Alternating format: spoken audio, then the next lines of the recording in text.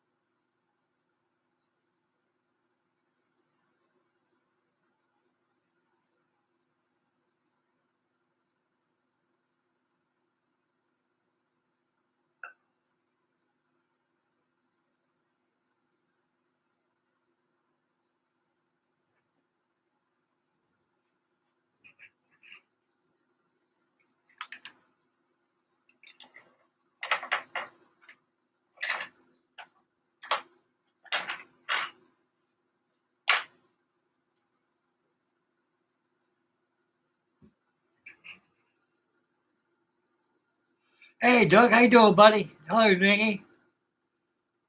Thank you, buddy. Welcome to that Sunday night, buddy.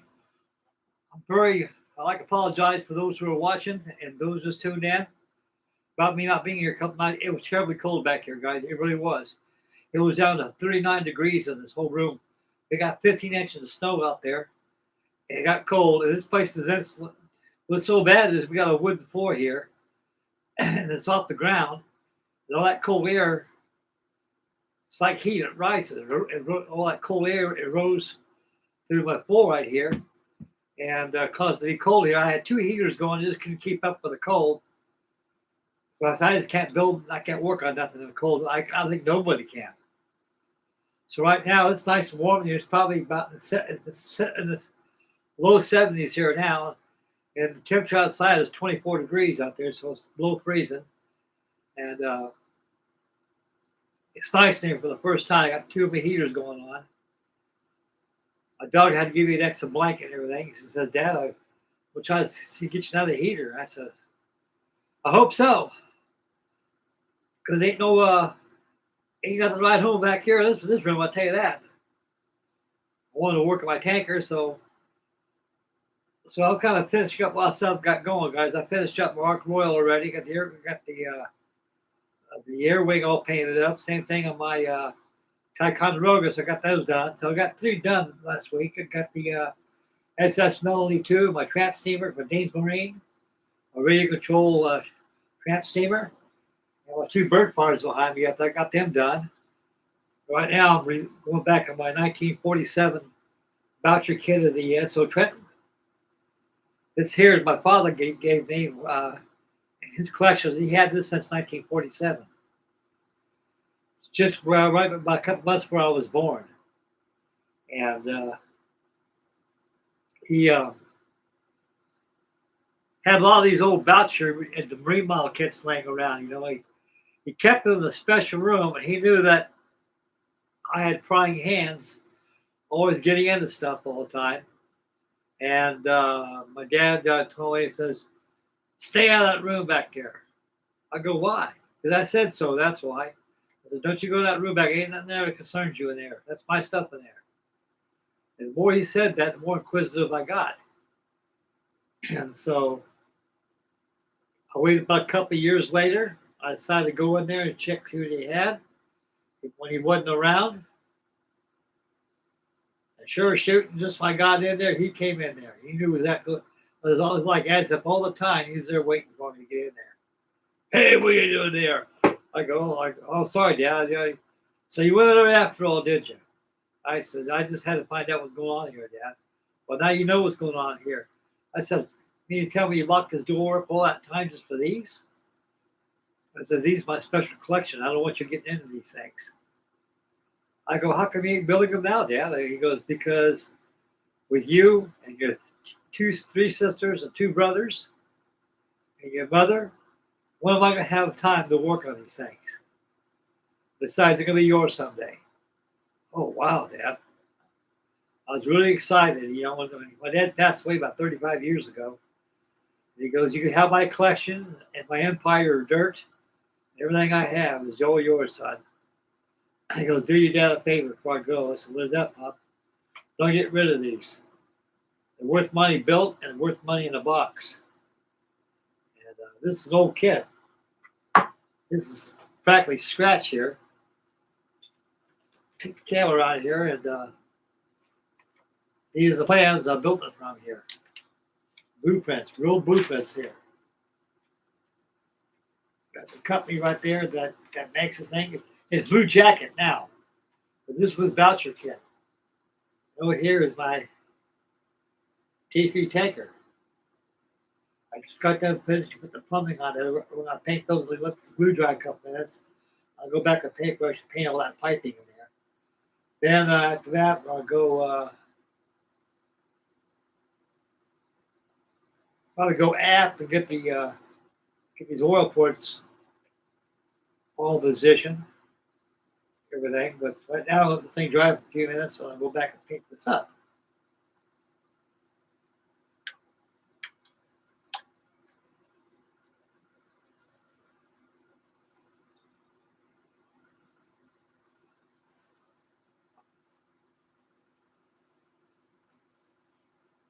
You guys knows a lot of stuff I have. A lot of you fellows never seen before and never had yourselves.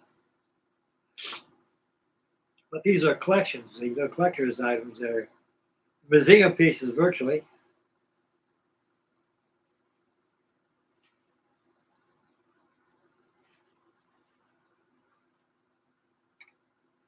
I'll tell you a story about this ship here. Let me get some coffee, fellas.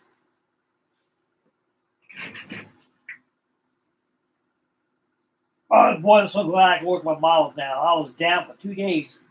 It was so cold here, I could not work in here. I have this little heater right here. It works on convection only. It's like a gravity kind of a situation. No fan in it. It does its job, but just couldn't keep the heat. Just couldn't keep up with the cold in here. It's so cold here. I never knew it got this cold in here. It gets down in the teens. It gets very cold here, guys. Very cold.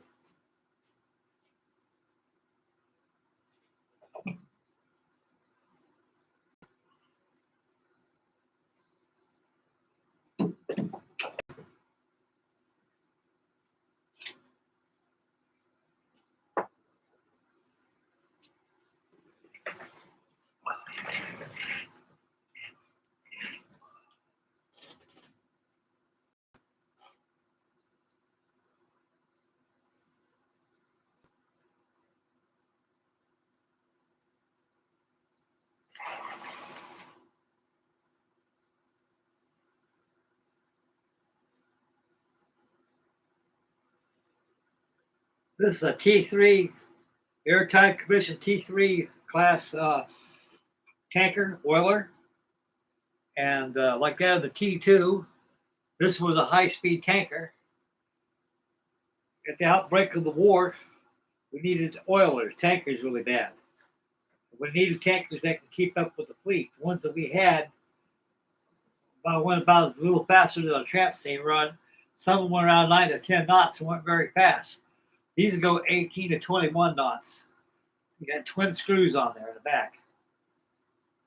They're high-speed oilers. They're big, at 555 feet long. They're about 25 feet longer, bigger than a T2 type. As you can tell on my tanker T2 mission of Buenaventura, that was a T2. This is a T3 type. Now, those of you who have heard of the USS Sangamon, which was an aircraft carrier, this is the ESSO Trenton right here, made out of Kearney, New Jersey, and a maritime commission T3. Well, by 1942, we were very neat for aircraft carriers. We didn't have very many carriers back then. We had the launching of the Enterprise and the Yorktown, and the Hornet came out. They were the three modern-day class carriers that we had at the time that were designed to keel up. The Lady Saratoga and Lady Lex, they were all converted from battle cruisers. They got caught up in the Washington Treaty Program. The Washington Treaty Program was a program designed for how much tonnage that all navies throughout the world had. Like we had a lot of battleships, and the English had a lot of battleships. They had a lot of battle cruisers. But we had a lot of battleships, no battle cruisers. We had a hell of a fleet, an aging fleet. Same thing in England, they had the same thing. And Japan had a big fleet too. They were a nation to reckon with. And the Washington Treaty consists of how much tonnage the navies can have throughout the world. For example, they go to Japan. Okay, Hirohito, how many battleships you guys got? Well, we got 8 of them. We got a bunch of cruisers and everything else. We got enough. That's okay. That's fine. United States Navy they knew dang well we had too many battleships laying around. We didn't need any. You go to Germany. How many battleships you guys got? Well, we hardly got any. I said, well, you can do better. How about Italy? How many battleships you guys got? Well, we only got the Roma and a couple other ones we got. So, well, you guys do better too. England, we know you guys got a lot of battleships, so we guys no more for you. And so with two battle cruisers that we had that were built, they had all built all the way up to the superstructures and that thing. Like I said, when Lexington and Saratoga got caught up in that Washington Treaty program, is that they stopped the construction automatically. They just call it quit. They said, no, we can't. Well, we'll do these things now. We have to rebuild them. One guy, one in the military, had a military to the Navy, so can't you see? Let's convert these things to aircraft carriers. Hey, wow, that would work, wouldn't it?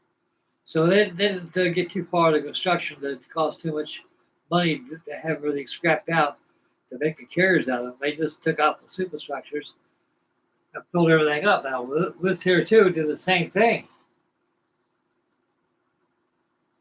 On the ESSO Trenton, what they did, instead of going down like she does, it comes back up to the midship's house, they just built this whole thing up to here, all the way around, and put a flight deck on top of it. And she was known as the USS Sagamore. She was sunk, I think, about 1943. She was what they called Jeep carriers back then, our baby flat tops. A lot of maritime hulls, C2s, C3s, and also oiler hulls were used. Even cruiser hulls they used to make aircraft carriers out of. For example, like USS Independence and the USS Princeton, they were made out of cruiser hulls. Any hull that was big enough to put a flight deck on, they used them. Until we started coming up with until we came up with the fleet carriers like the Essex class.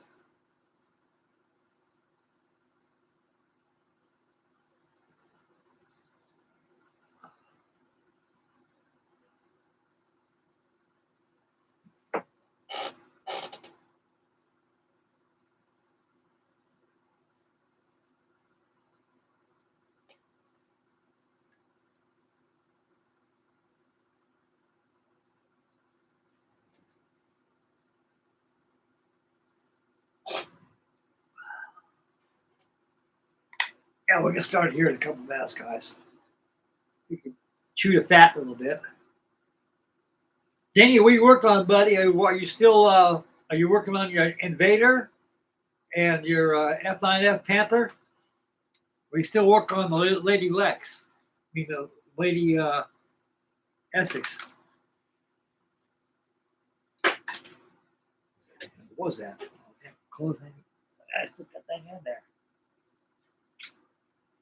Oh, get in there.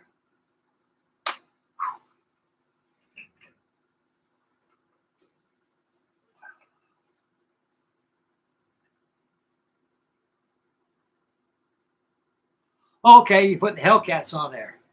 No, what was Wildcats? F4S? F4F Wildcats. Oh, yeah.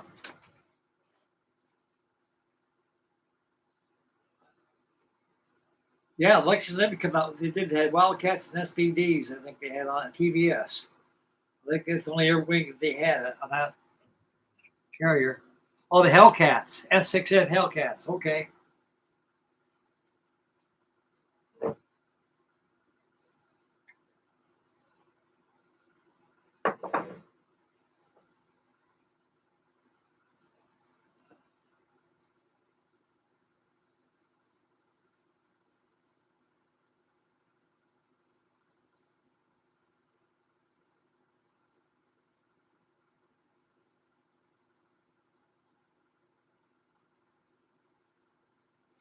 Check see that blue is joined yet.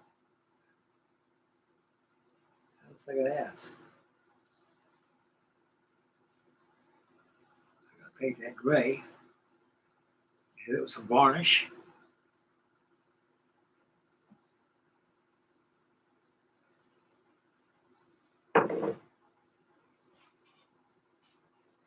Oh wow, we got something coming up right now. Oh, it's so dingy. Okay.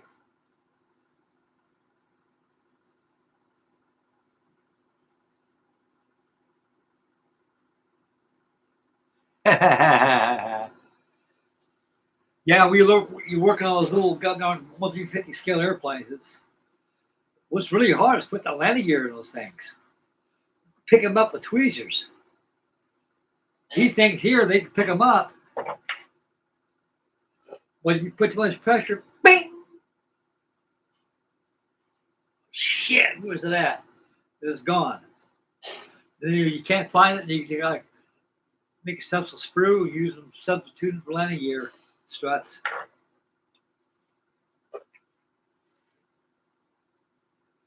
Yeah, all the airplanes in my carriers, I don't glue them down because you know I'm gonna dust off that flight deck. And you glue them on that flight deck, you start dusting around those airplanes, they're gonna break off, and the wheels will break off on the flight deck and leave blobs of glue on there, where they've been nailed on there, and your deck will look awful after you glue them on there again. Also, what's good about too, you can always reposition your air wing too. You get tired of having them here, you take them and change them over and stuff. It's something different to do, you know.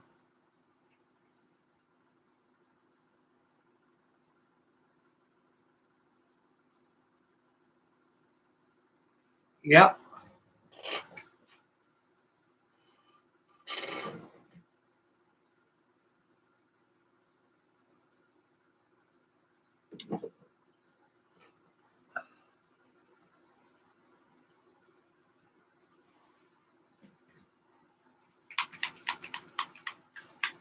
I don't think I'm ready to do some painting on this thing. Get that plumbing all painted on this thing.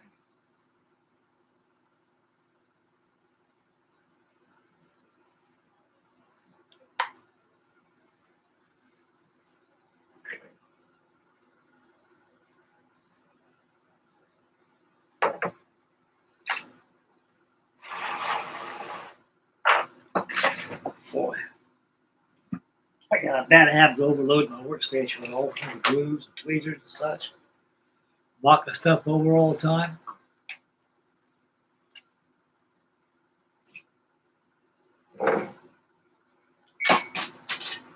Knocking over wire.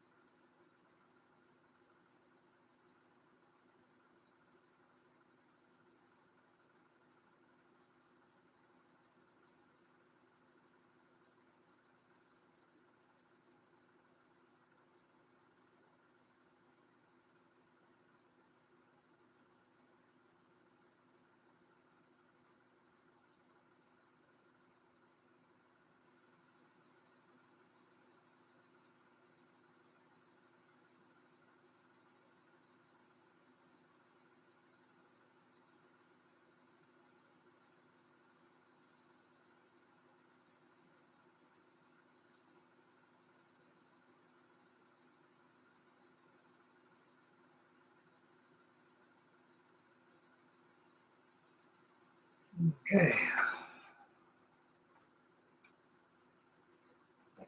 Got it all done on the starboard side, swing on the port side and do it.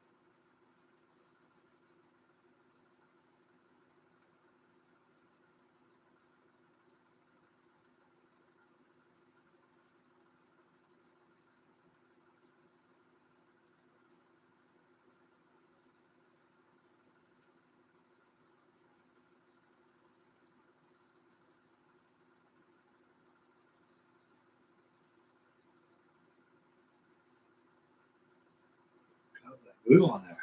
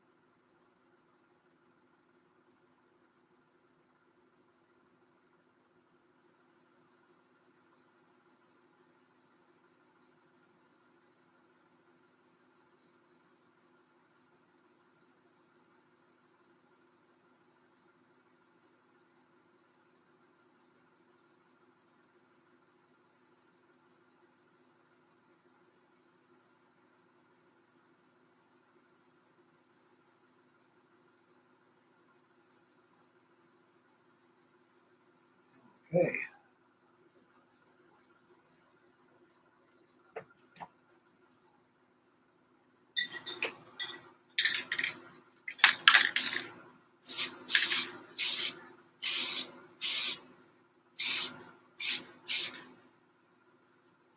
Good.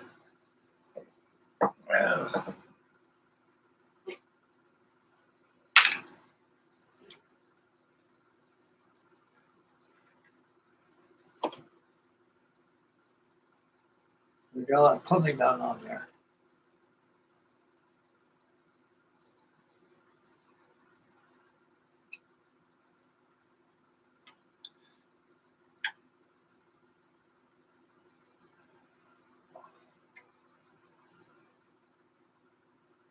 Okay. Light boats on, light boats on, good. I could do that down in my pilot house. What was I thinking?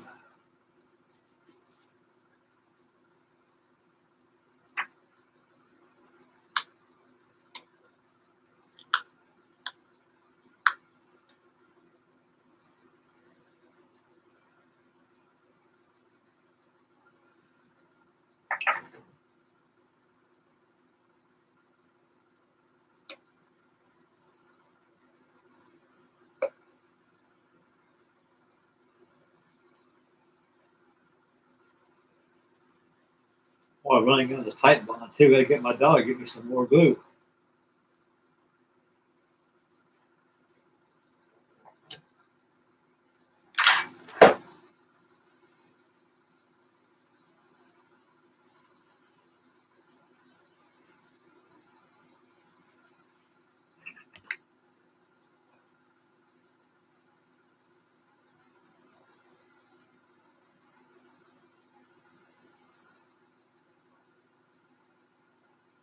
Wonderful. That glue down good. Pretty good. Check the plan, see anything on there I forgot.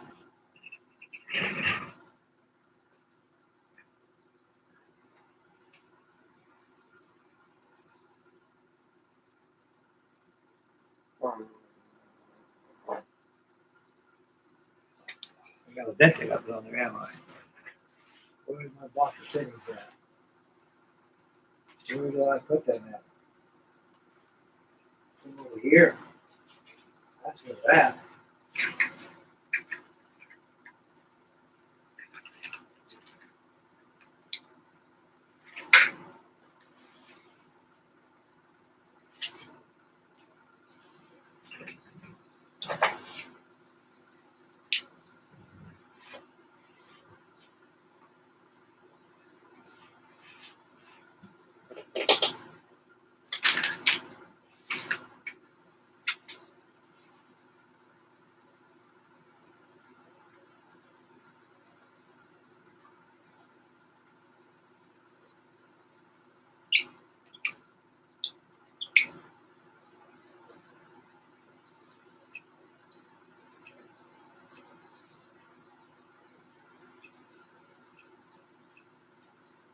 hole there for the vent there.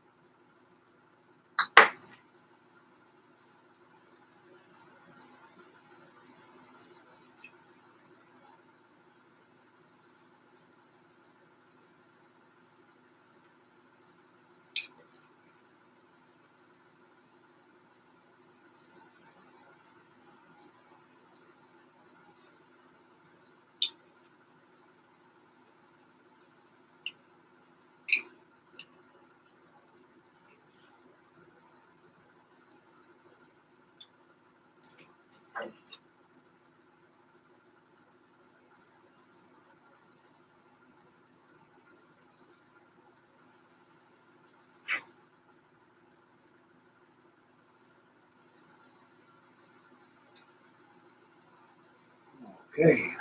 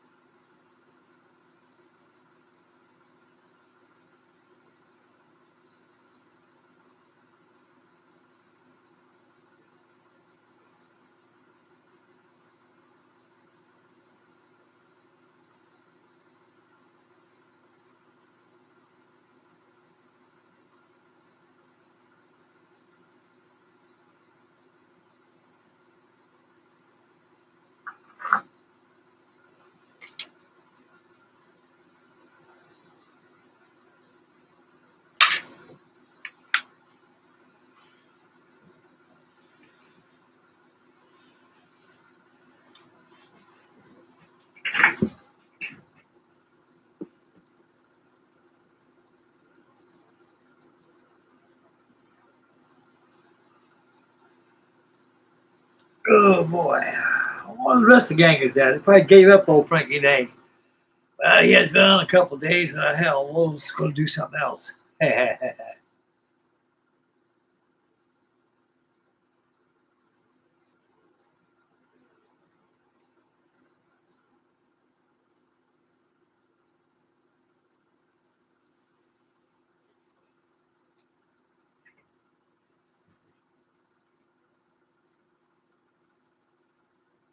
Mm-mm-mm.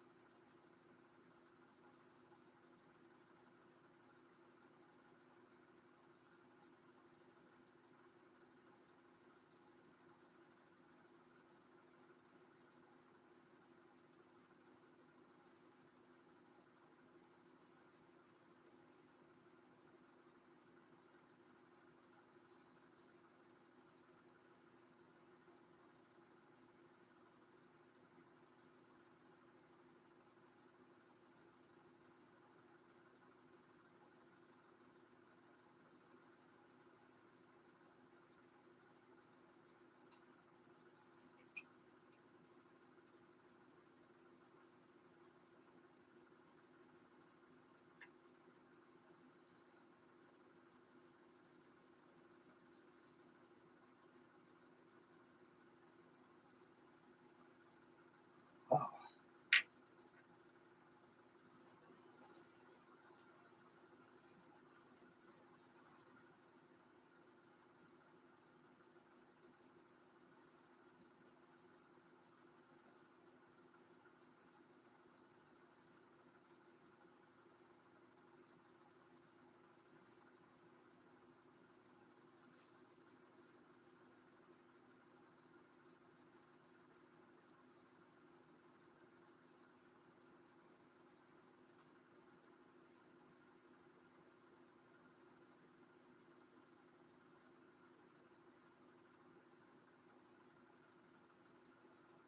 Oh, oh, this paint that.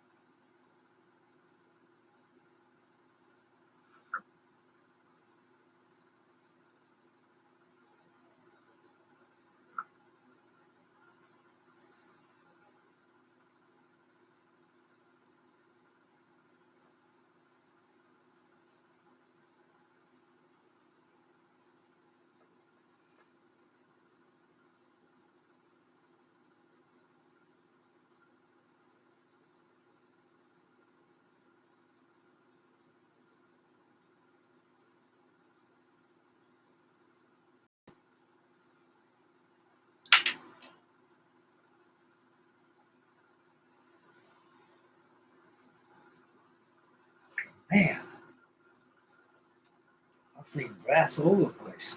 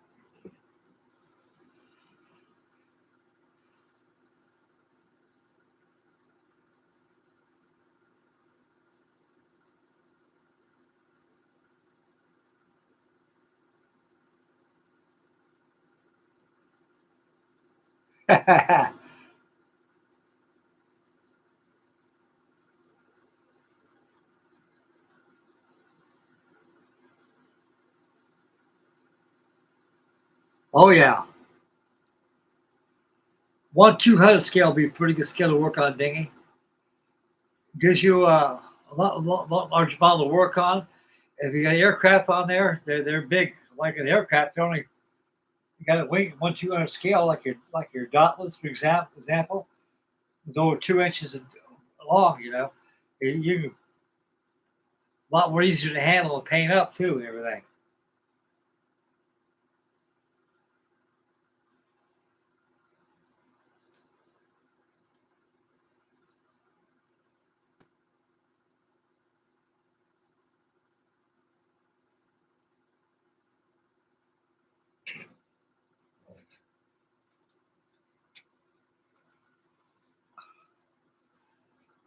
Yeah, 8 watching and 2 thumbs up. Hell, Dave, it's like you're the only one's on the chat board, buddy. Everybody else kind of fudged out on me. Yeah, night's early. He'll 2 minutes eventually. Okay, got all the plumbing done on here. I think I'll get the oil ports on next. Need my dividers.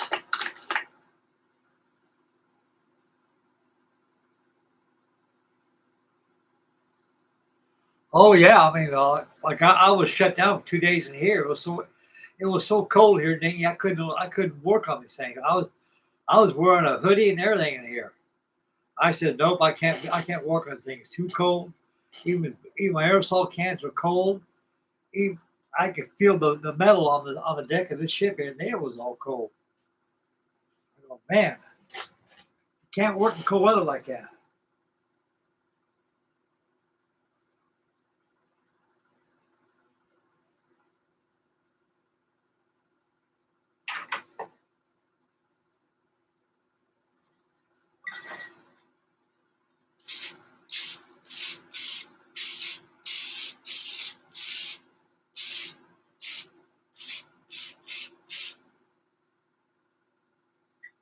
Yeah, give me a cool whacker. I'm always whacking this thing too.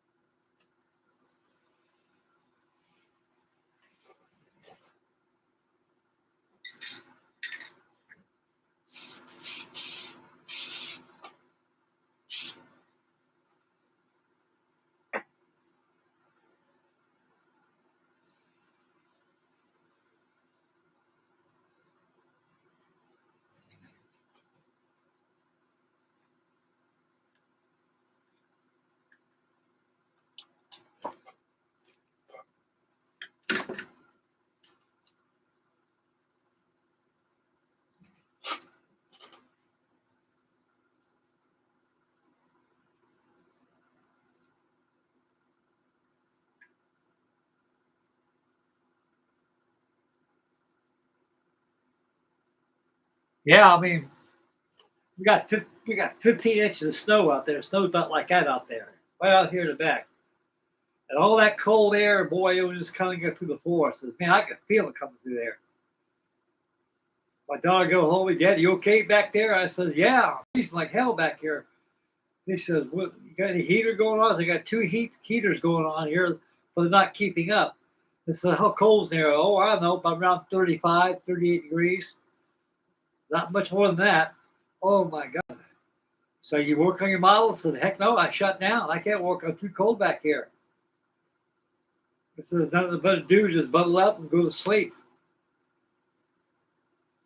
Today, that was about the first good warm day. You know, it's 24 degrees outside tonight. And when it's 24 out there, it gets about, the temperature here gets up in the upper 60s and the very low 70s in here. You know, which I was getting about 40 degrees outside. It gets real hot in here.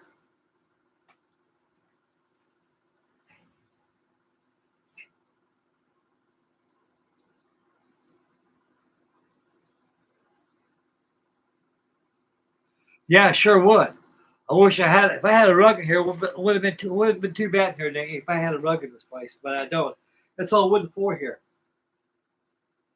That's all wood. Let me show you.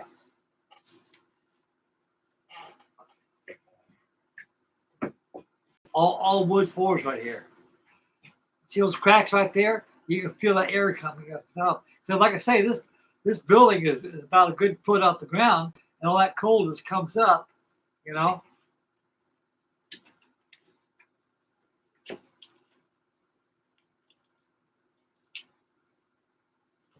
Cold, cold, cold.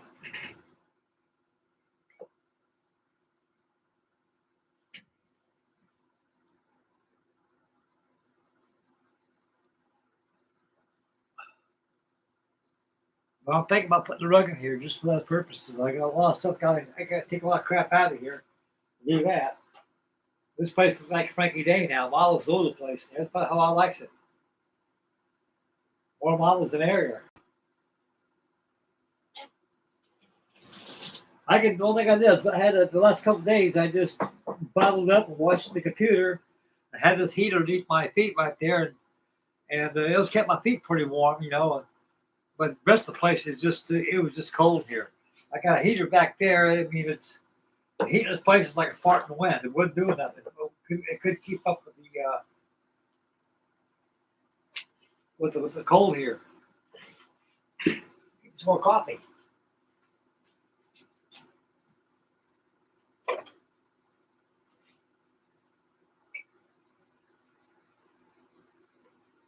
Other than that, though, I was snug as a bug in the rug, you know.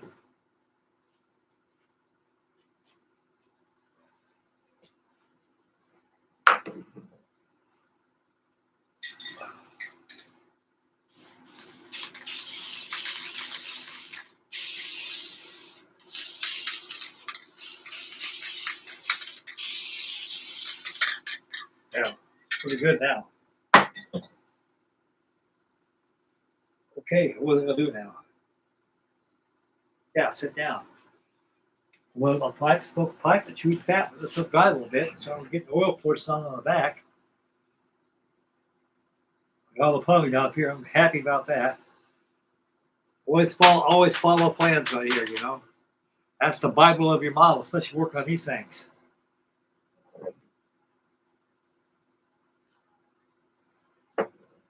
Oh.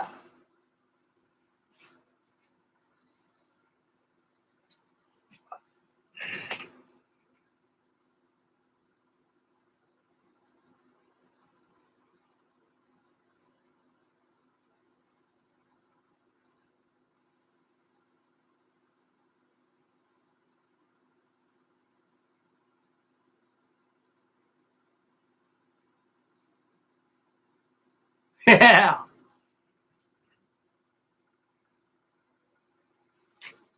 Anyway, I was watching that on YouTube. I was watching the Titan, that submarine that killed those 5 people about 2 years ago. You know something? When I first watched that, when that first happened, though, it was on a Sunday. I was just getting off work. My brother was riding with me because we were both working that day. Right before he really got sick, you know, before he went to the hospital. He was yelling back then, but not as much, you know. But anyway, I got off work around, about 3 o'clock in the afternoon. Yeah, we got about 3:30 I got off.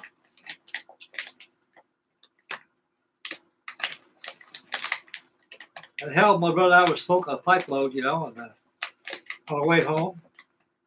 And the news came on there. We like listen to the radio. As I was, they said 5 minutes and a submersible went off by the Titanic. I go, what? And I heard it again. And they say I told my brother right off the bat, I said, Mike, them people are dead. I mean, there ain't no way the ocean is going to give up the dead. I told my brother Mike, I knew damn well people keep farting around with that Titanic, so you're going to get killed down there. And I was watching it last night, and they said what it is, you know, it was the way I look at it is it was a circus media. That's all it was. Everybody's running around with a hair on fire, and all that time these people were dead. It's very easy. All they had to do was get a submersible down there, exactly the same coordinates where she was going at. They would have found her down at the bottom, and which that's exactly what they did. This guy, Stockton Rush, that was his name. This guy is about as arrogant as what arrogance means. Real ego trip, this guy had. He would listen to nobody, you know. And how he suckered these people into $250,000 per person just to go down to get. That is completely asinine. Using goddamn carbon fiber for construction. Hell, that kind of, everybody knows carbon fiber don't work in water.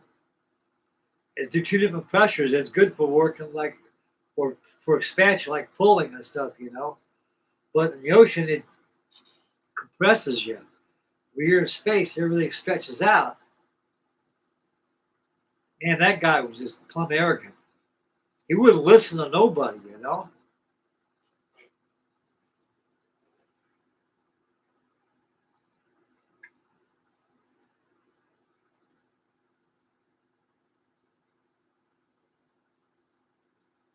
Oh yeah, the Navy heard that. The Navy told the Coast Guard too about that. We heard we have an anomaly, something like an implosion out there by the wreck of the Titanic. And I guess the Coast Guard didn't contact the family members, kept them hanging on in belief that they're still alive down there. The people were dead. You got 5 people crammed up in a cylinder, sitting down Indian style. Like I told my brothers, like, those people are dead. You know something? They didn't suffer because when something implodes like that, it's over with where you say, Houston, we have a problem. You know, the implosion is so fast, it's in milliseconds. It's faster than the human brain can think what 202 is. It gives you the answer what 202 is. I mean, they didn't suffer. What gets me, well, is there any body parts down there? I was like, hell no, I ain't no body parts down there. Those people were turned into pink hash. Food for fish.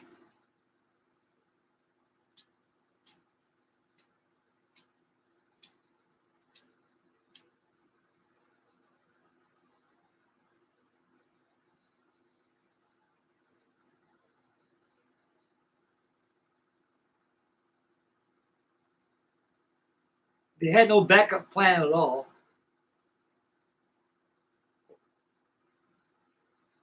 But then they snuck out of that darn St. John's. They snuck out of that goddamn harbor best they could before anybody caught them. Telling, hey, can't go out there with that thing. You know, he just took it upon himself.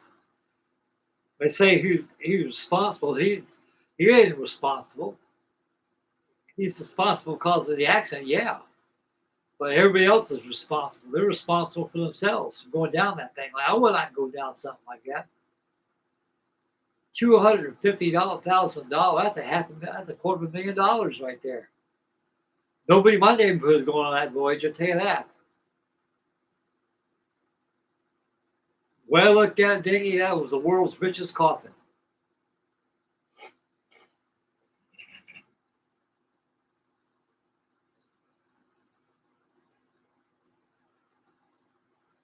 Thanks so good.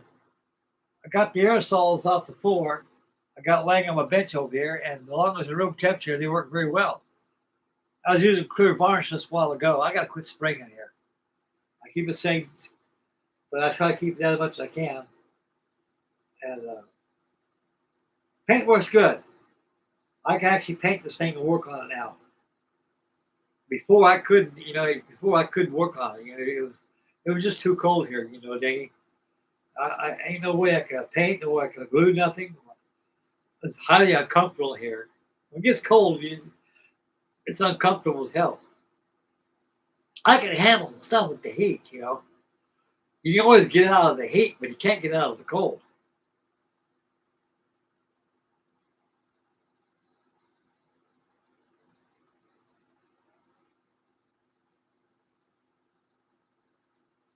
Sure can. Right now, it's probably about 70-something degrees here now. That's perfect temperature for painting. The paint here's got better and stuff. But like I said, yesterday and the day before, I was touching the thing's got metal in it. It's got Britannia. And I was touching the metal, and that metal was cold. The light bolts are cold. I said, man, everything is cold here. I took those paint cans off the floor and put them on top of my workbench over here to keep them from freezing up and stuff. I said, no, I ain't no way I can paint here. I want to do some painting. I want to put some varnish on the thing. I couldn't do it.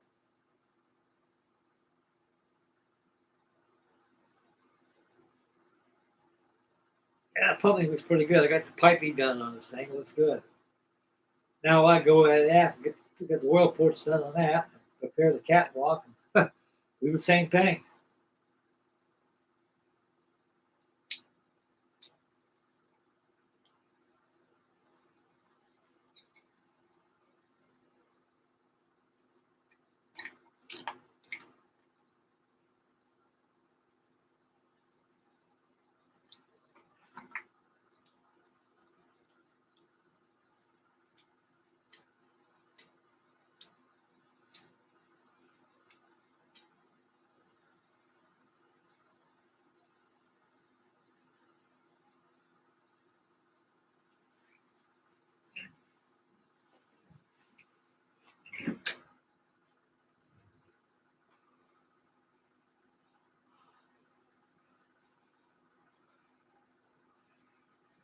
Oh, exactly. Me be able to work on these things, I gotta have weathers in the 70s and just right. Nice and comfortable. Now I can work on this thing now. But like I say, buddy, 2 days ago I just couldn't do it. I shut down. So I think you can't do it. But you need to get done. Like you can't work on a balsa wood model, doing nothing. I said, just kick back, bundle up, get as warm as you can, any way you can, and just watch YouTube. Like I said, I spent all day yesterday, day before, watching that damn Titan submarine. I got sunk off the Titanic wreck. You got both tragedies right there for the same reasons: arrogance.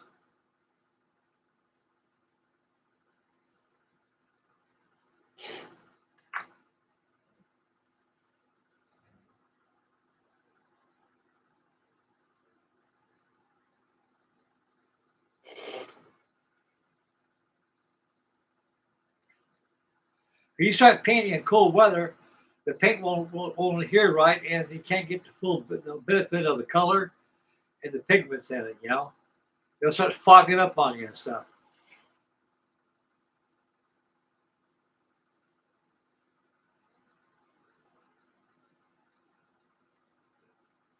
Yeah, this thing has come pretty good. I'm really happy with my tanker right here. It's come on quite well. Like I say, I got the blueprints right next to me. Can't go wrong.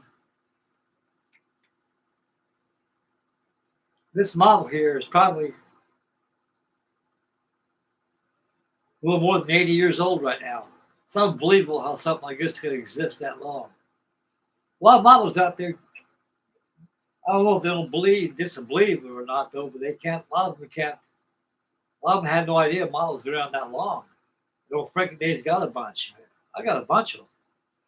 These jobs here, I got from my father. They don't make this stuff no more.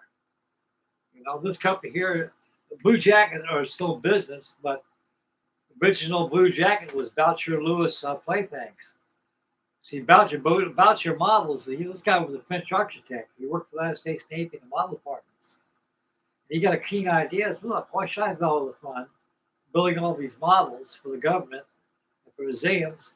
Well, I can turn this into a business and I can make some money and they can enjoy the same thing I'm enjoying, which is a very good thing. Now, Blue Jacket ship crafters, they're the oldest model manufacturers in the world today. They've been in business for over 100 years.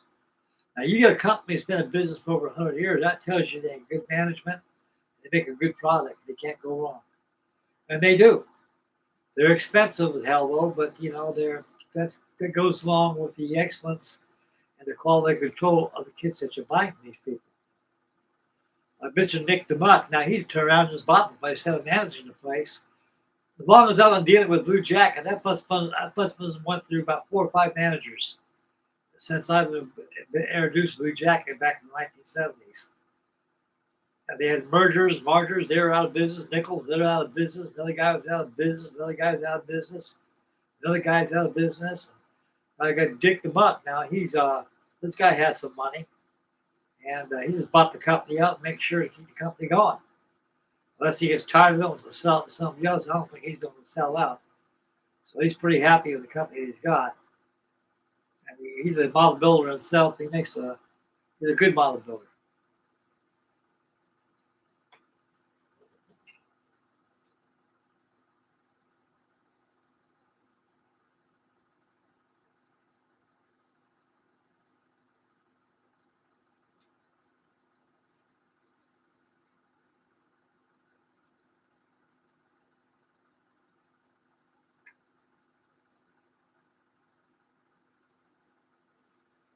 Yeah. I tell you, I hate the cold. Now, the cold we had here was pretty much like getting a trailer. I was living that thing. I said, well, here we go again, Frank, Operation Deep Freeze. And then I was all bundled up. I had a blanket around me. I had a hoodie on me and everything. And I had this heater going. And I was pretty comfortable as long as I didn't get up and do nothing. I had to go outside and use the bathroom a few times. I couldn't even open that darn door. It was frozen. It was frozen shut right there. I finally got loose, got it out of there. I got me some air conditioning tape, and I taped the door, keep all that cold air from coming in. But most of that cold was coming from the floor because you could feel it. You could feel that cold coming up. I go, what the hell is this cold coming from? Then I go, no wonder. It's coming from the floor. If I had a rug down here, it wouldn't have been too bad. Right now, it's very decent here now. It's very comfortable. And I can actually work on this.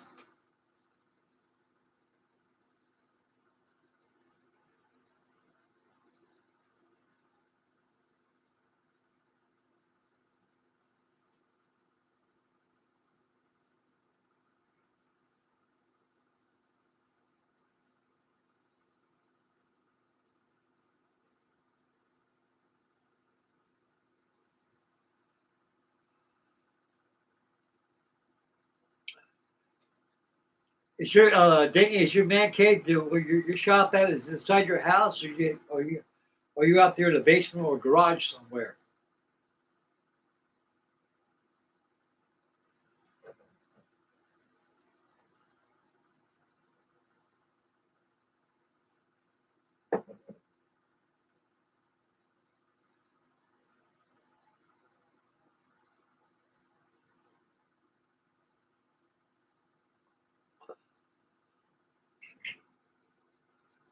Inside. Okay, that's good.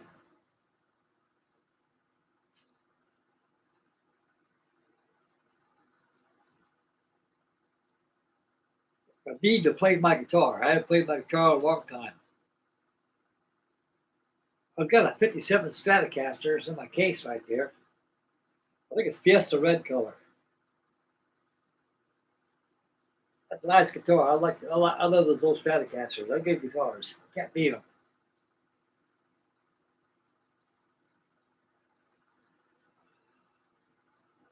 My dad bought me that guitar.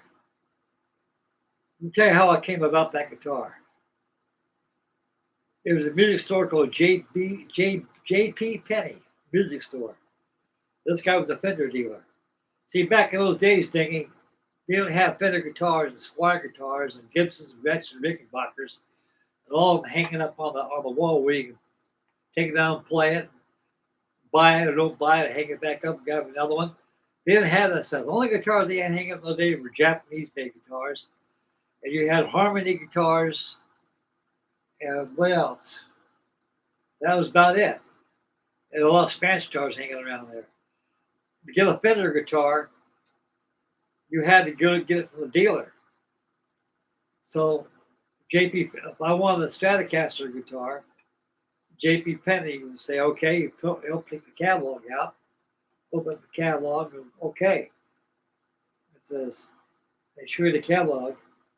I see all these colors right here. These are called DuPont color paint colors. Give the guitar, these called custom colors of you. Now this guitar comes with a regular Stratocaster comes with a rosewood neck with a sunburst finish. If you want a maple neck on the thing, it's going to cost you another $200 more for that. Now, if you decided you wanted a green color, or a blue color, or a red color, or a pink color, or green, whatever there is, it's another $200. I like that Fiesta red right there. And I like that maple neck right there. And this, so that's around $600 back then that guitar cost. That was back in 1957. I was playing nothing but a Silvertone guitar at the time. And I never ordered that guitar because I didn't have the money. Well, one day, he ordered that guitar for himself, and he decided he wanted to sell it. It was Fiesta red with a maple neck. And he had it inside a tweed case inside the display case. One day I walked in there and get some black diamond strings for my guitar. I was playing an old Silvertone guitar with an amplifier built inside the case. It wasn't a bad guitar, you know. And I had a K reverb unit, a little reverb unit you can buy with K. So I have a little reverb of that thing. And one day I went there to get the strings and I saw it sitting there. Oh my God. And I looked at that guitar and I looked at it. And I said, Mr. Penny, how much you want for that guitar? I said, I paid about $600 for it. I said, that's the same color I wanted before. The one I know. I thought it was kind of pretty myself, so I got this myself. I never played this guitar. So what I'm going to do, I just, more or less, this is just a fore model to promote Fender, so if people want a good instrument, they can. It's not for sale, but I'm going to sell this. He goes, you want to buy it? I said, yes, sir, but I ain't got the money. He knew that. Then my father came in with some money. About 2 years later, my dad came in with a heap of money. And he knew I needed another guitar.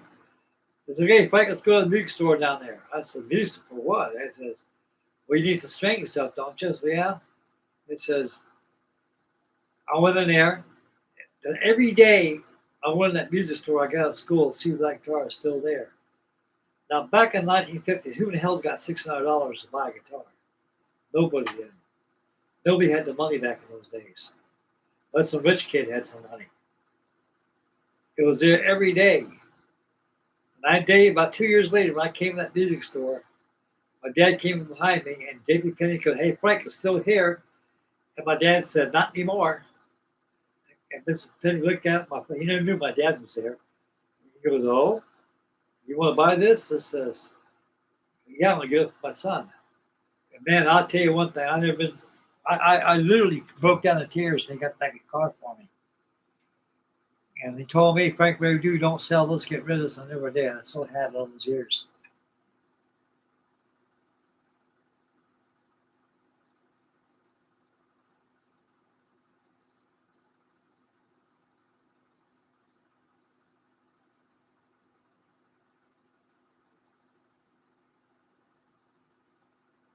Yeah.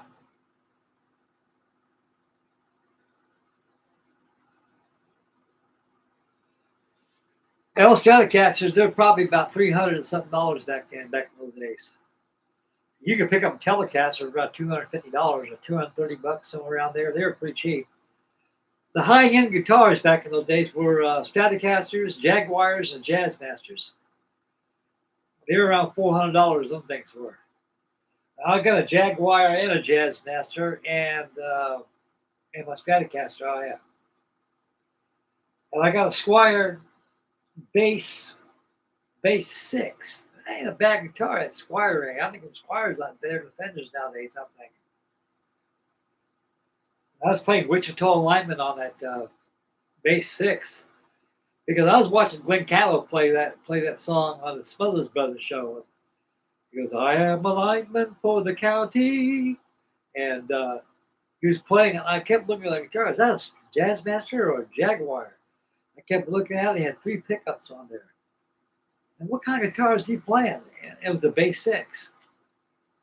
I had no idea that bass 6s existed back in those days, but they did.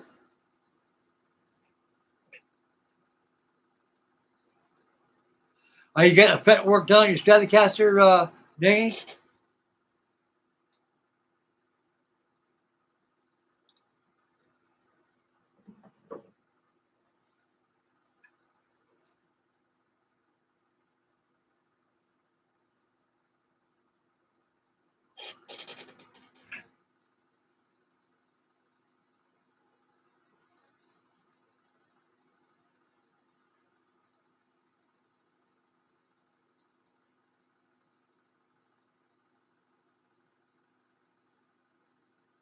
Oh wow! And what year is your Stratocasters? Is it back 1960s?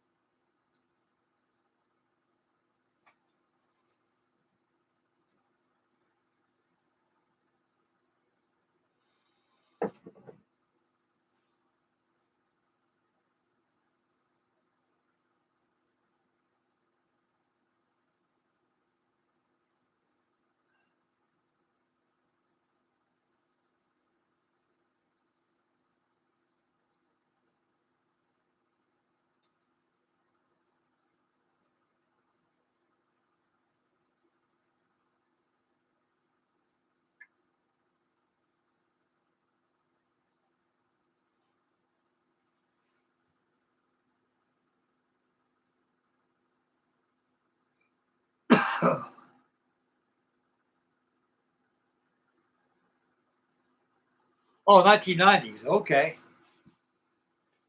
Was this is it sunburst finish or white color?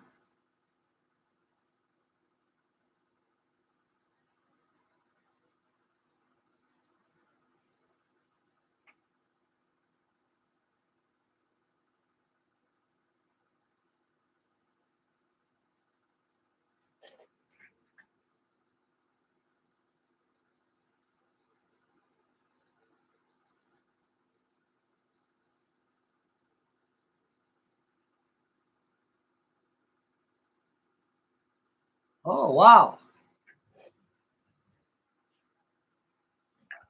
A sunburst. Now sunburst guitars are more expensive. Now. Everything is vice versa nowadays with Fender. You can buy red ones, blue ones, green ones, pink ones, yellow ones, orange ones, whatever color they are. Uh, and then you get sunburst that cost you more money. That's weird how that works.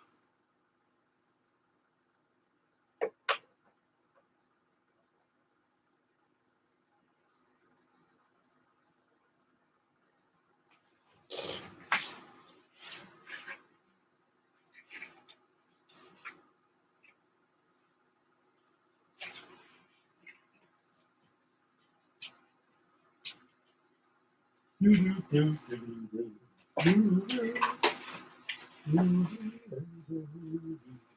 have a license for the county, and I drive the main road.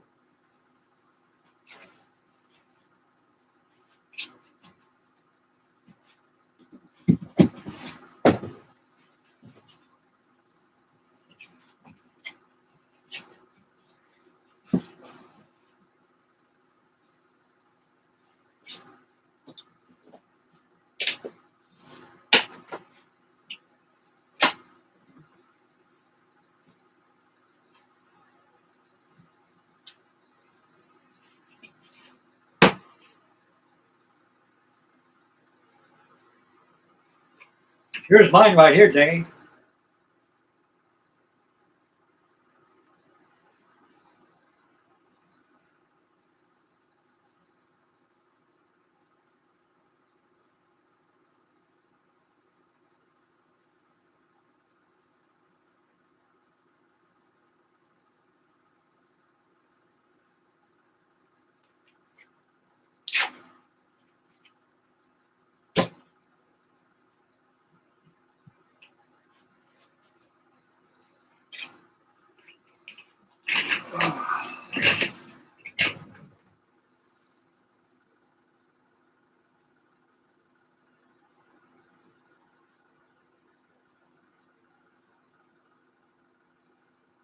Yeah, Japan makes good ones. Good, they make good Stratocasters.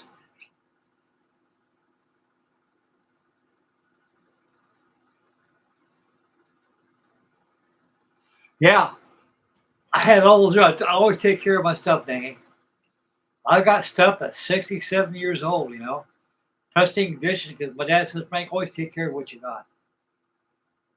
And a lot of guys go, hey, it gets dinged up. Hell, nothing wrong to get them all dinged up like that. So, man, it does me.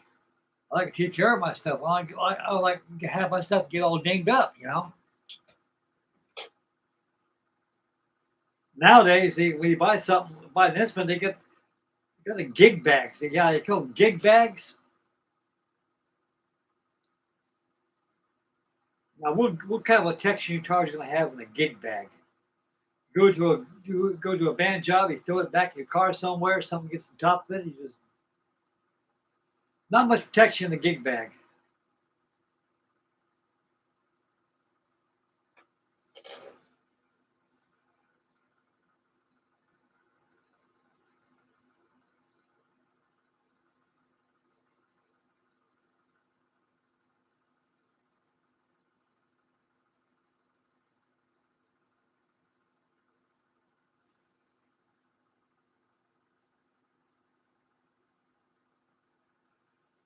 I can read music pretty good.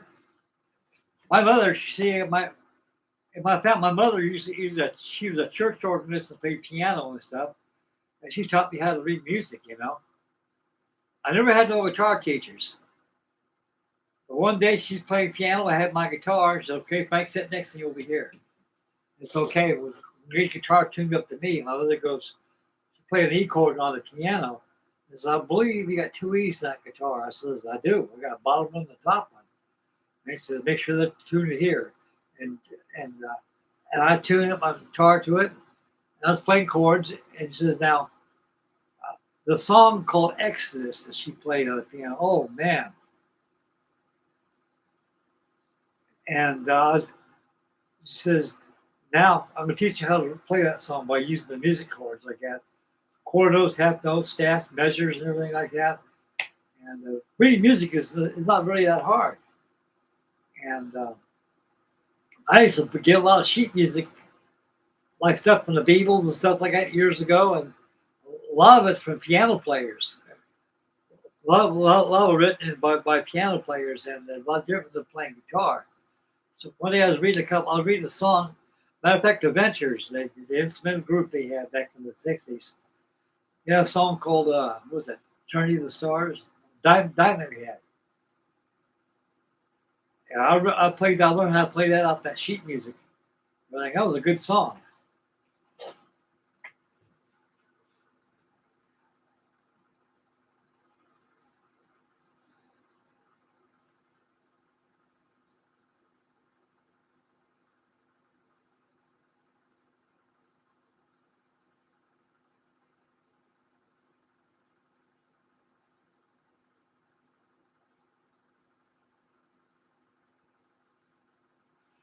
Yeah. Well, that's the problem nowadays. A lot of players, a lot of people like to play like Jimi Hendrix, Eric Clapton, or like to play like uh, Van Halen and stuff like that. You know, you got to be yourself.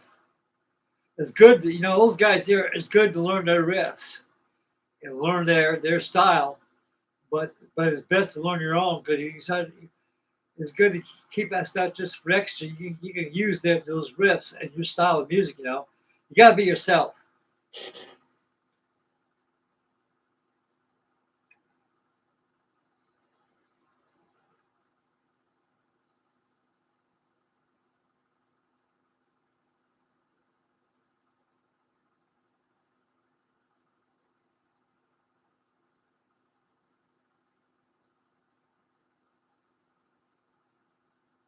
There you go.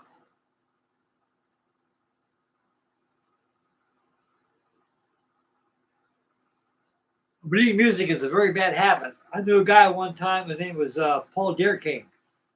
He was a good guitar player. As long as he had sheet music in front of his face, he could play like the wind. You take that sheet music away from him, it's like building this model without these blueprints right here. You wouldn't know what to do. And so he was pretty well stunned because all he did is play by using sheet music all the time in front of his face.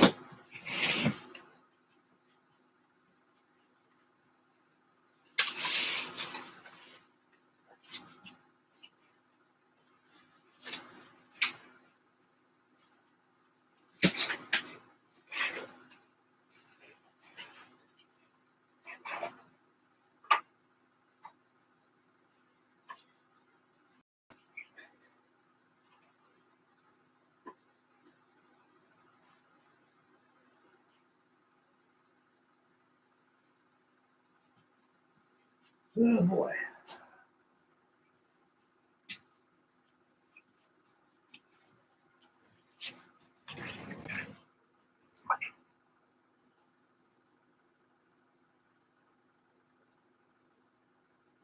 There you go.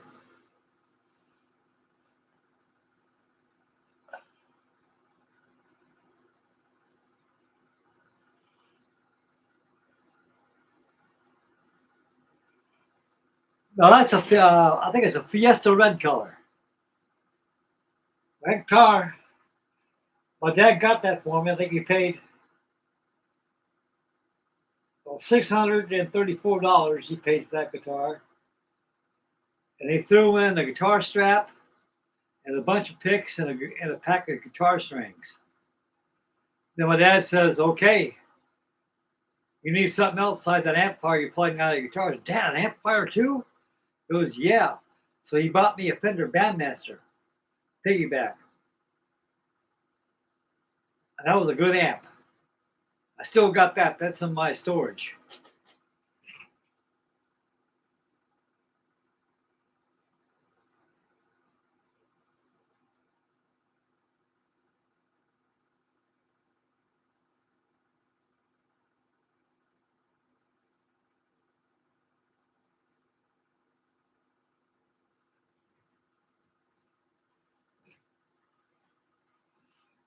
Yeah, the deck on this this is brick red.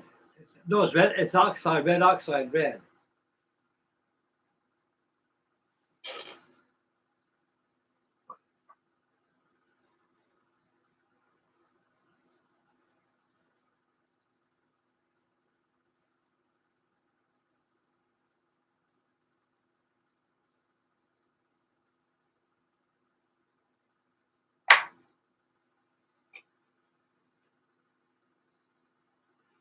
Yep,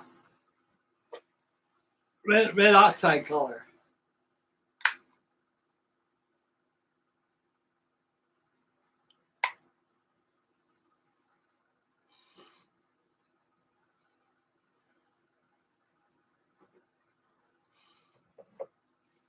I lived out in California. They had tankers like this that were anchored right off the beach out there. We used to take a surfboard, go out there and paddle out there next to only about like a half mile out there. They had submarine lines underneath there. They took on oil. I go out there one time. Hey, what are you guys doing? I said, come over here, take a look at the ship. Take a look at this. Says we got upside, touch the side like that. We go, hey, you guys want to come aboard? Yeah. Bring your surfboards with you. So we had to climb up a Jacob's ladder all the way up the top there to get on the deck. Went there, we had lunch and everything. They had Coca-Cola, everything like that. I said, man, this is a life for me, I told them. And gave the tour of the ship. That was the merchant marines back in those days. We went aboard this tank. I said, man, we got done. Went down to Jacob's Ladder, got surfboards and paddled back to the beach again. Well, Dad, we were on a ship today. Oh, you were, huh? Was it one of those tankers out there? I said, yeah. So me and old Eric went there. We went out there, we paddled out there, and the guy told us to come aboard. He gave us Coke, got sandwiches, everything. Like, we got a good time aboard that thing, yeah. Yeah, you know, join the merchant marines, Frankie. They go all over the world, those things. So, yeah, that's what the guy told me. That was fun back in those days. I had a good life. I was a kid growing up. So much to do back in those days.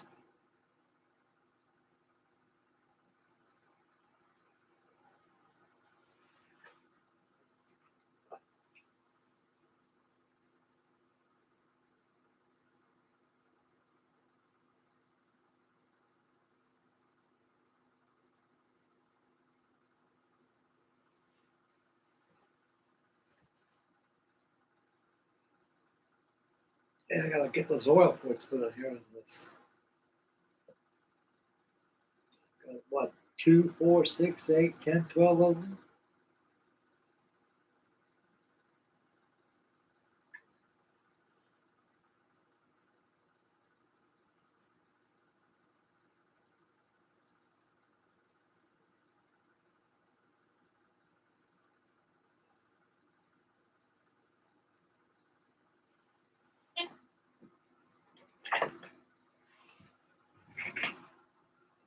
I'll measure them.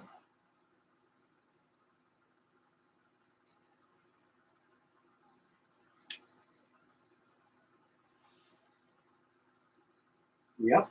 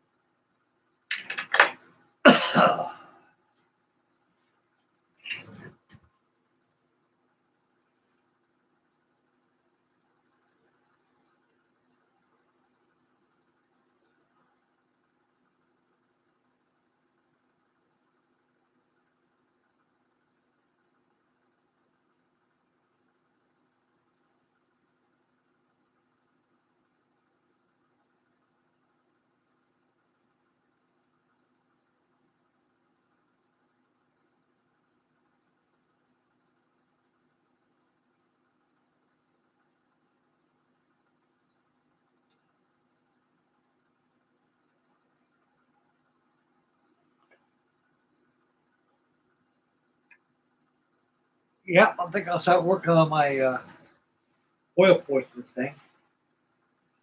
Mark them down. Drill them out, get them installed.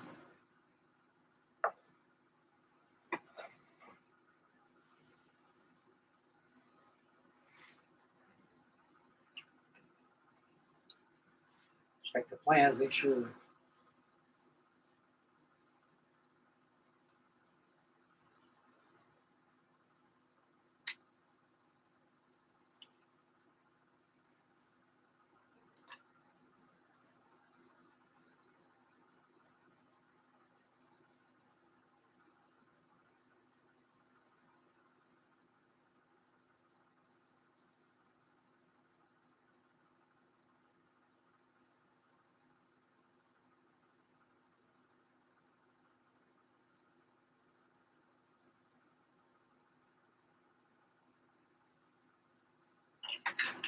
Need to put the thing around so I can be able to see it.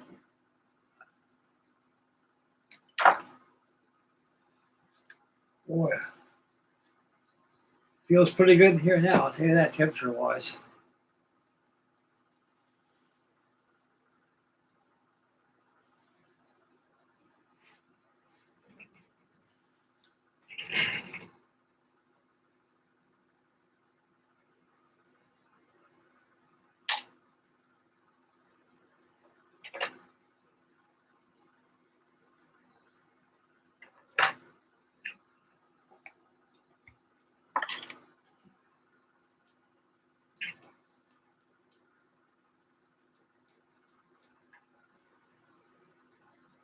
What the hell happened here? Oh,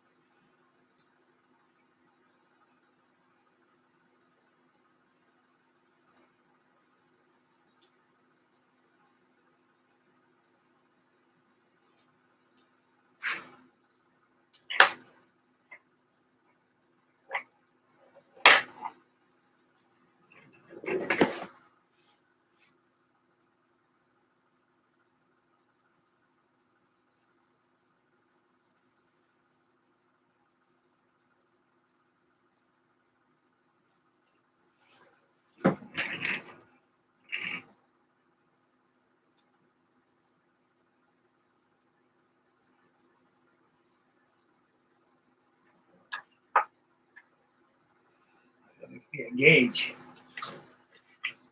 The catwalk, a good gauge.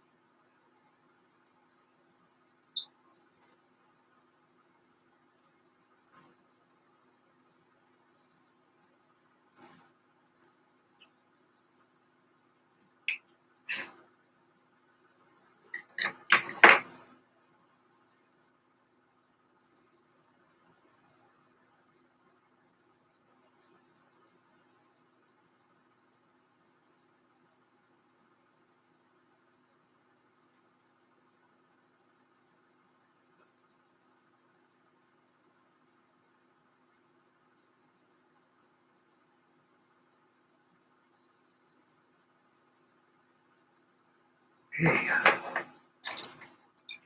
3.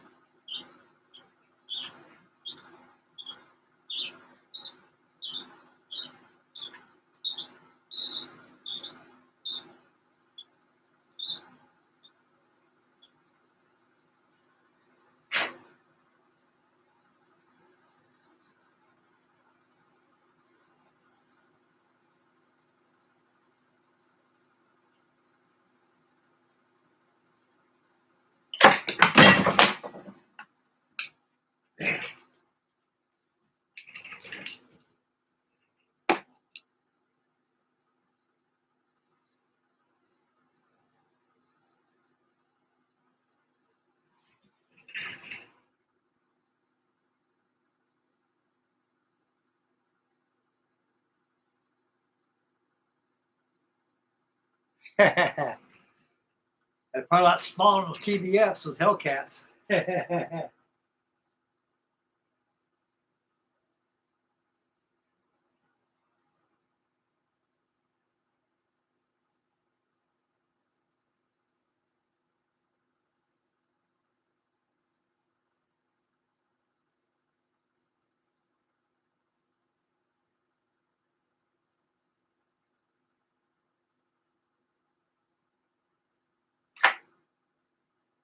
Now I'm going to swing this thing around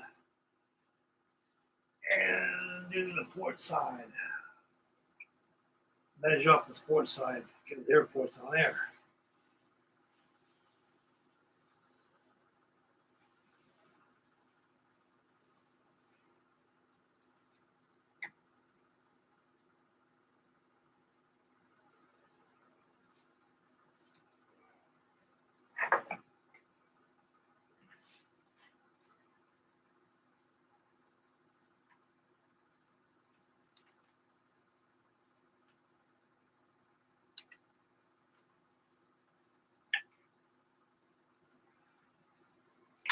I gotta measure this off now. Damn.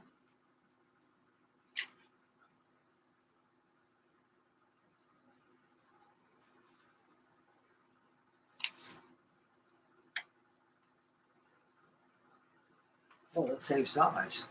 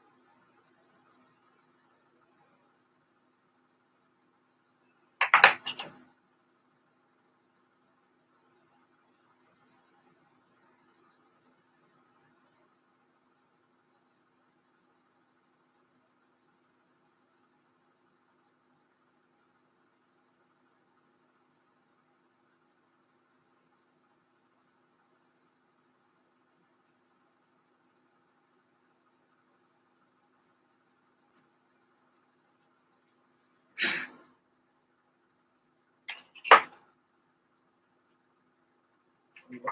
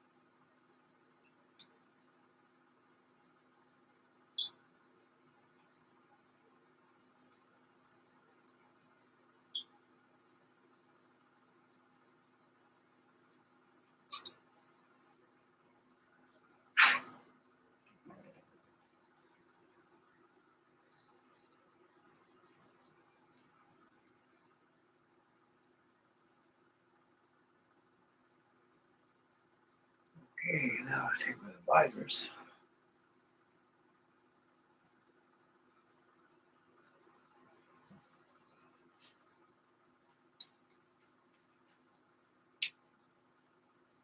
I'm gonna gauge this, find out how far I gotta go down.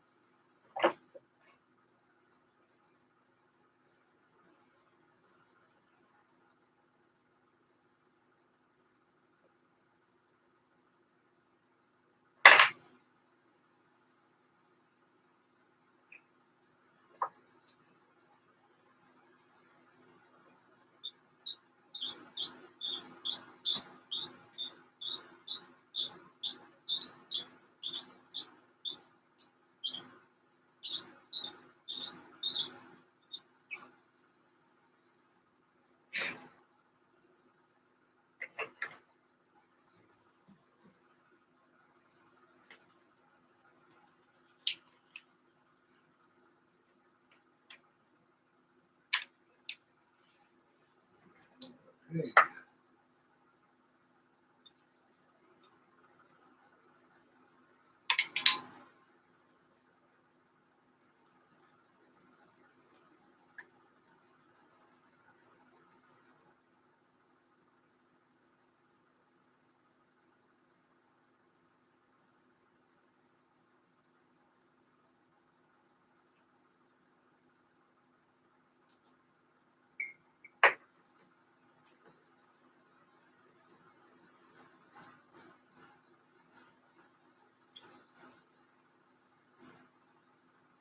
to drill these holes. You have to make a pile of holes there now.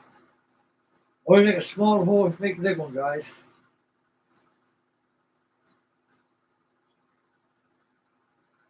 That way, we drill these. They had to worry about the drill dancing all over the place because you got the pilot hole there. That's the purpose to have a pilot hole. Always have a small one first, and you finish up the big drill. Then put your parts on there. Damn, I'll do that.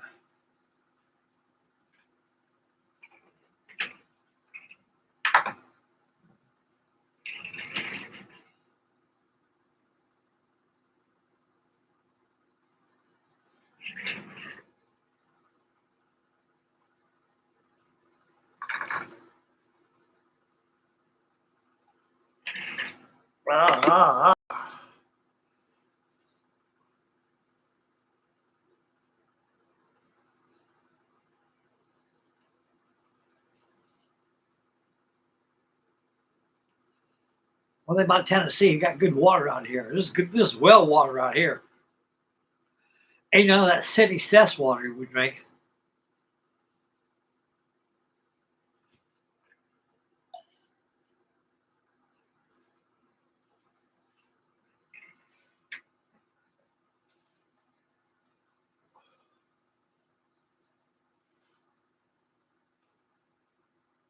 Okay. Measurement.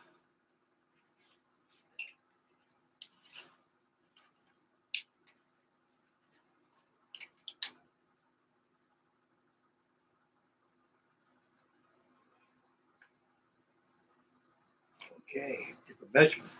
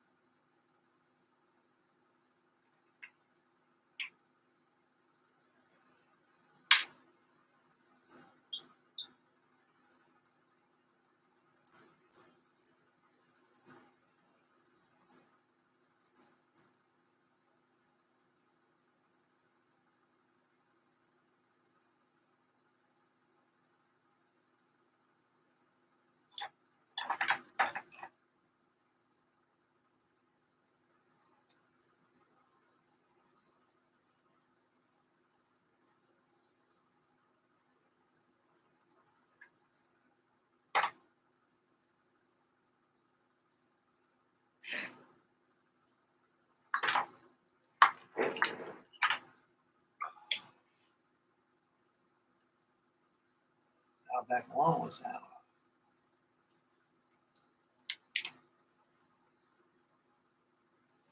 Okay.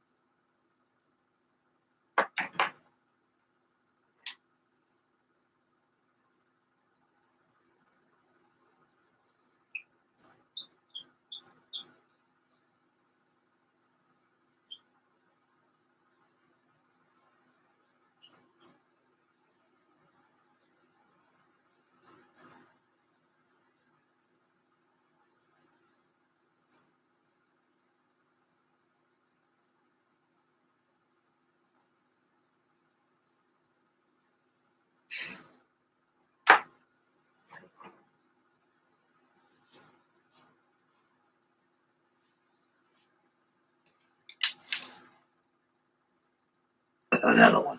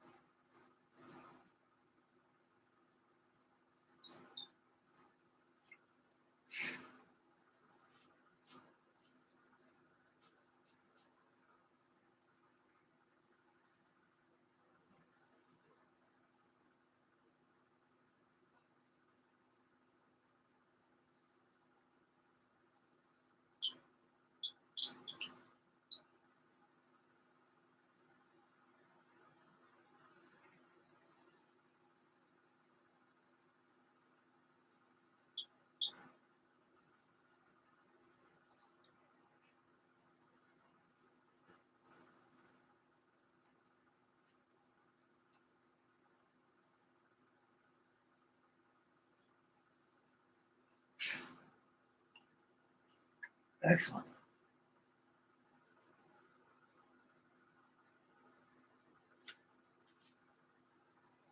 Okay.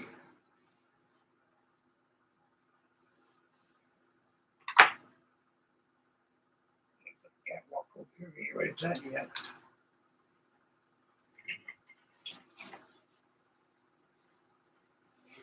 What's now?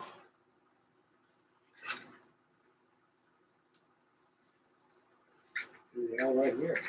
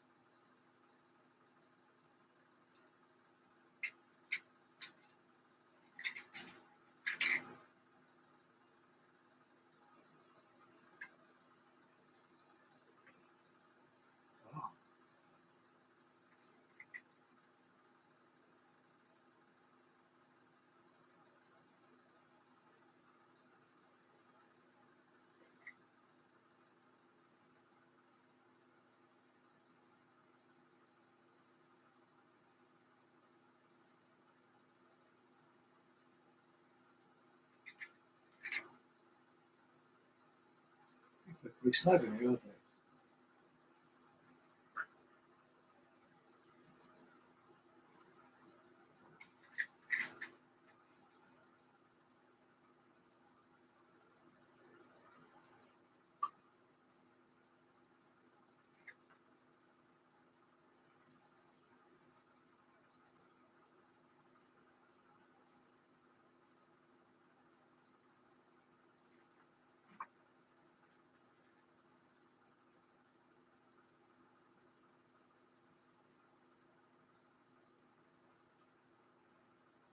It's been pretty snug.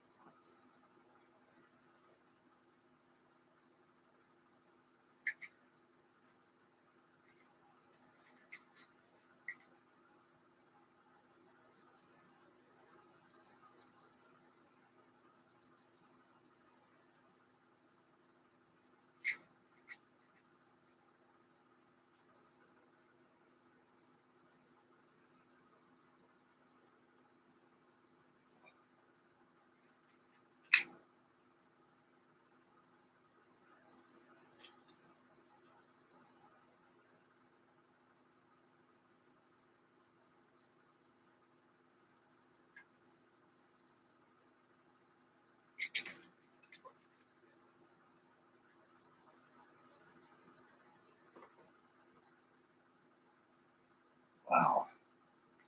I got a lucky that time. The small one over there, don't they?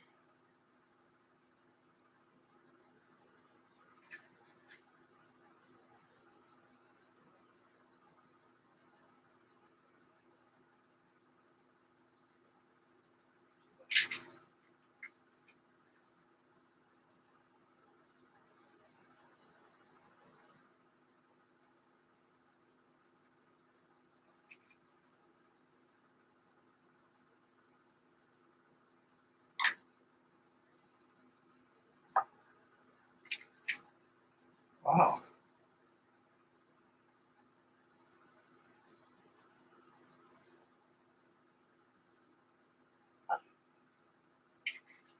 Both done.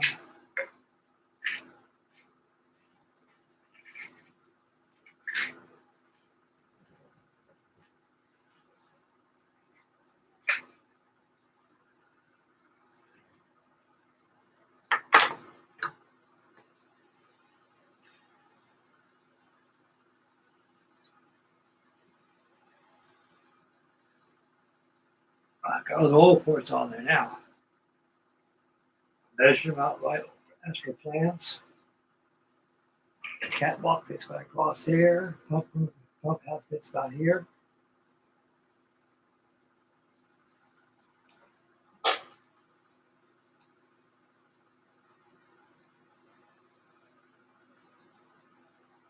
Got two pump houses.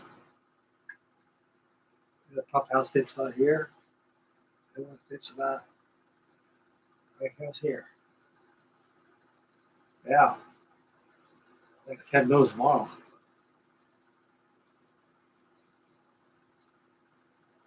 Dry. That's glued on. Thank God for that. Well, you can play it for the night. Give me a cup of coffee.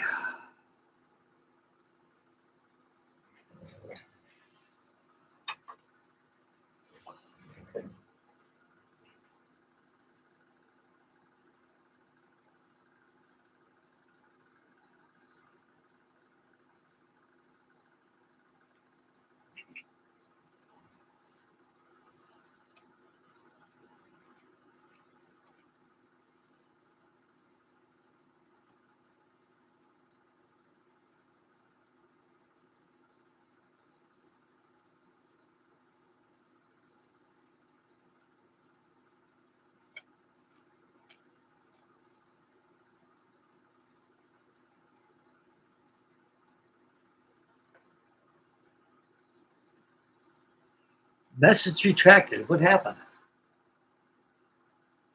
You still here, Dingy? I got message retracted on here.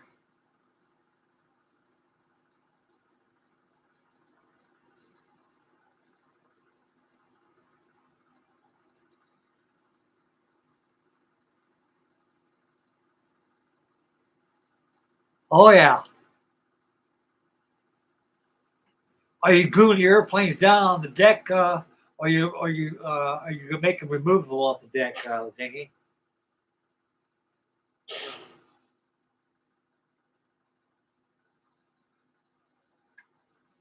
Oh, okay. You fold the wings.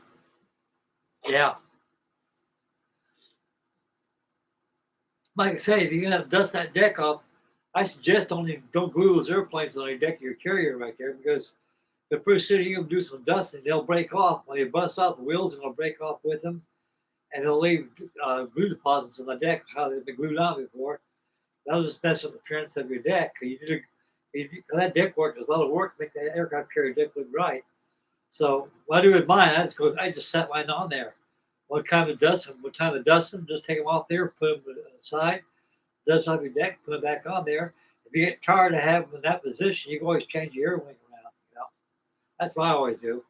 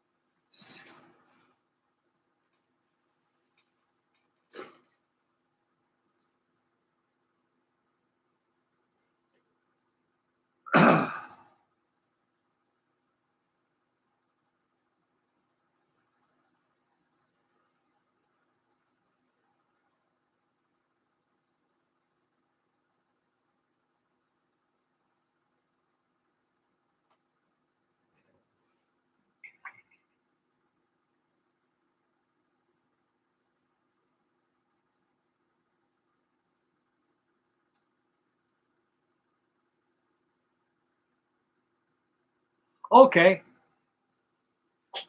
like I say, if you glue them on the deck, that's fine.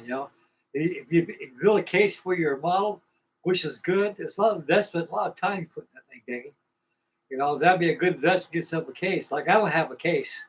Well, that's why I glue my airplanes down. In case I want to dust up that deck, I just take the planes off and dust off real good, put it back on there.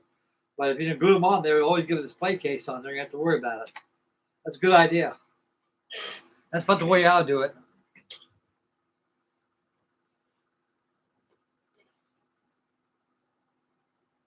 Heck, you've been on Essex for a long time.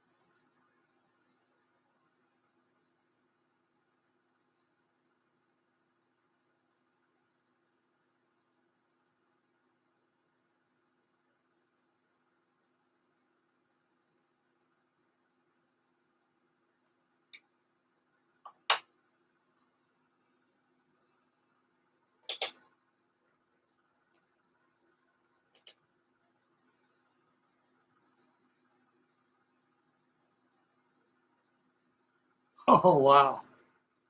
Put a resting cable. I think it looked neat.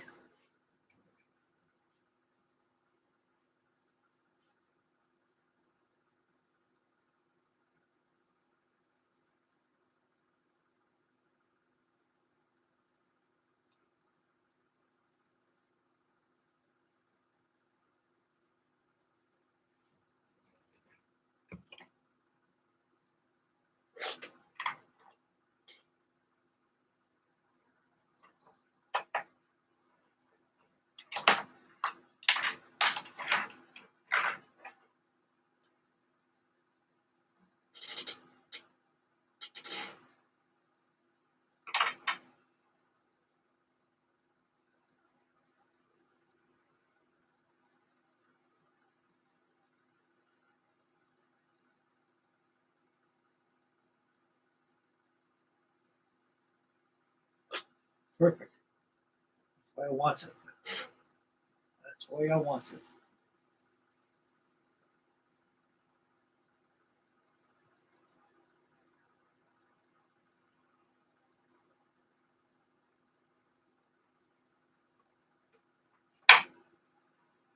Okay.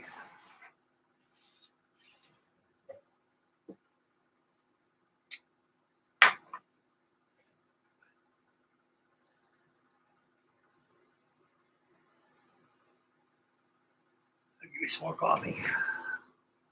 Give me some more coffee.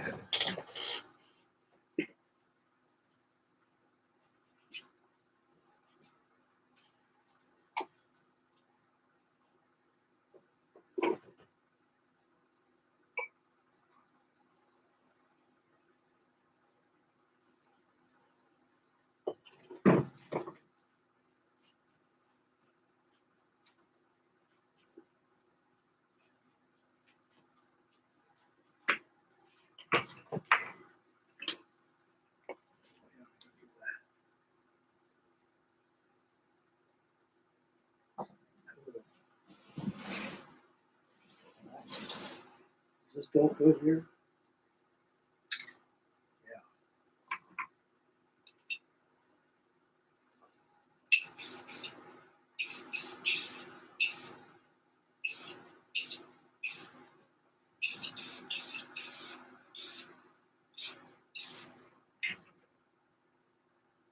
Yeah, good.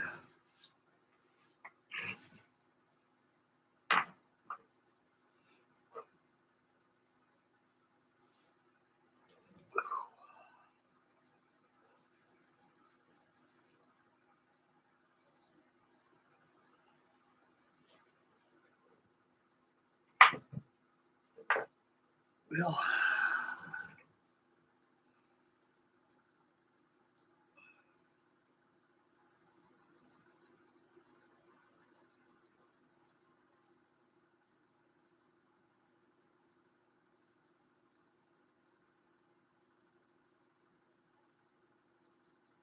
yep. Ship model building is a very, very slow process. Very, very slow. Well, guys, I think about had lick for tonight. Been here almost 3 hours. And we'll have a show tomorrow night. Tomorrow's Monday night. I think tomorrow night I'm going to work on my Reville Germany 1/72 scale match rematch box kit of the Corvette Snowberry. We'll work on that tomorrow. Tomorrow off camera, I'll go ahead and start doing some work on the on my tanker right here. Put it aside and work on my Snowberry tomorrow night. We'll have that going on. I think you guys will like that. Okay, Danny, thanks a lot for tuning in. I appreciate it. You're the only one that was on the chat board tonight. I guess everybody gave up on me tonight or something. Either that, you had other things to do. Got 2 watching and 3 thumbs up. So you made my night tonight by just being on. I appreciate it very much, Danny. You take care of yourself, buddy. And we'll see you tomorrow. Because tomorrow we'll have a good show. We'll have the Snowberry going on tomorrow. Okay, thank you, guys. Thank you very much. Okay, everyone, this is Frankie Day, Frankie Day Models signing off. Make Mama happy, take care of little ones, stay focused when you drive, spend wisely aware of your surroundings. God bless. And thank you very much for all of the new and old subscribers. subscribe to my channel. Your wonderful candor and views and comments is welcome. And thank you very much. We'll catch you tomorrow. Tomorrow night when we work on the Snowberry. This is Frankie Day from Frankie Day Models signing off. We'll catch you guys tomorrow. Bye, fellas. Take care of yourself. May God bless.